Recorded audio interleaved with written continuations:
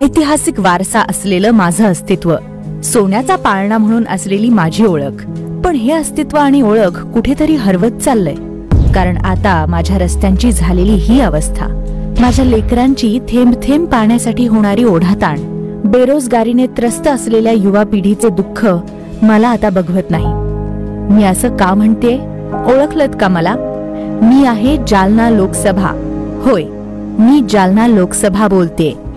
अजिंठा, नाथसागर, गणपती बाप्पांचे राजुरेश्वर, औद्योगिक, धार्मिक आणि ऐतिहासिक नगरी अशी मोठी ओळख असणारी मी जालना लोकसभा. पण आज काय सांगू माझी व्यथा. माझ्या रस्त्यांच्या झालेल्या अवस्थेमुळे माझी कित्येक लेकरं माझ्या डोळ्या देखत अपघातात जातात. गावखेड्यात आणि शहरात चांगल्या आरोग्य सुविधा नाही. माझ्या लेकरांना घोटभर पाण्यासाठी वणवण फिरावं लागतंय. पाण्या वाचून माझी जालनाकर मागील कित्येक वर्षांपासून व्यथित आहेत. माझ्या लेकरांचं उच्च शिक्षणाचं स्वप्न मी पूर्ण करू शकत नाही. कारण काय हो, मोठ्या शिक्षण संस्था, मेडिकल कॉलेज, IT पार्क माझ्याकडे नाही. आणि ते असावे असं माझ्या प्रतिनिधित्व करणाऱ्यांना कधी वाटलंही नाही. आता रोजगार मी द्यावा असं मनापासून वाटतं, पण देऊ शकत नाही. कारण सांगण्यापुरताही एखादा मोठा उद्योग माझ्याकडे नाही. मग काय, माझी लेकरं मुलं चाललीयत मला सोडून बाहेर गावाला रोजगार शोधण्यासाठी. अहो, माझा साधा वारसाही यांना सांभाळता आलेला नाही. माझा वारसा असलेल्या नाथांची पैठण नगरीची दुरावस्था केलीये. गोदाकाठी वारकऱ्यांसाठीही काहीच व्यवस्था नाही तर काय होणार. जय हरी विठ्ठल म्हणायला असलेलं ज्ञानेश्वर उद्यान, होय, काय अभिमान होता मला त्याचा. पण आज बकाल अवस्था करून ठेवली आहे त्याची. त्यांना लक्ष द्यायला सुद्धा वेळ नाहीये माझ्याकडे. आणि माझ्या नावाची प्रतिज्ञा घेतात म्हणे आणि मिरवतात. मग माझ्या सोयगावकरांची पाणी, रस्ता, विजेविना झालेल्या अवस्थेचं काय?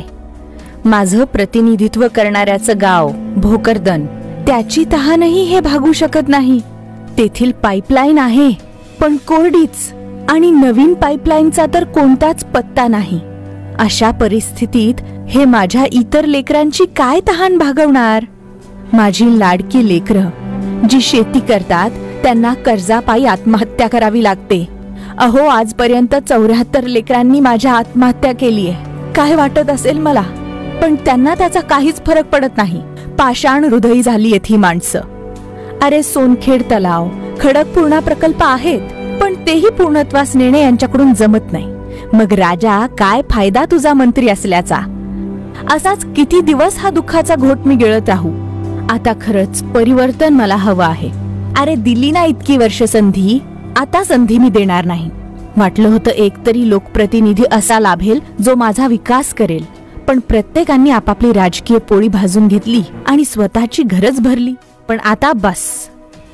आता एक निस्वार्थी, ज्याला स्वतःसाठी काहीही नको, असा माझा कल्याण काळे, जो मला आणि माझ्या जनतेला न्याय देऊ शकतो. माझं कल्याण आता कल्याण काळेच करेल असं मी म्हणते. त्याचं कारण आहे, कल्याण काळे हा एकनिष्ठ, उच्च शिक्षित आणि जनतेसाठी झटणारा व्यक्ती आहे. कल्याण काळेच एक अशी व्यक्ती आहे जी माझा विकास घडवू शकते. तेव्हा आता संधी कल्याण काळेलाच, जो साऱ्या मूलभूत गरजा पुरवण्यासाठी कटिबद्ध होऊन आहे. अहंकार आणि दादागिरीने बरपटलेल्या राजकारणाच्या विरोधात. होय, माझा कल्याण काळेच आता माझे कल्याण करू शकतो. प्रिय जनतेला तुमची लोकसभा विनंती करते, माझ्यासाठी तुम्ही एकदा माझ्या या लेकराला निवडून आणा. येत्या 13 मे रोजी हाताच्या पंजासमोरील बटन दाबून या विकास पर्वाचे साक्षीदार व्हा.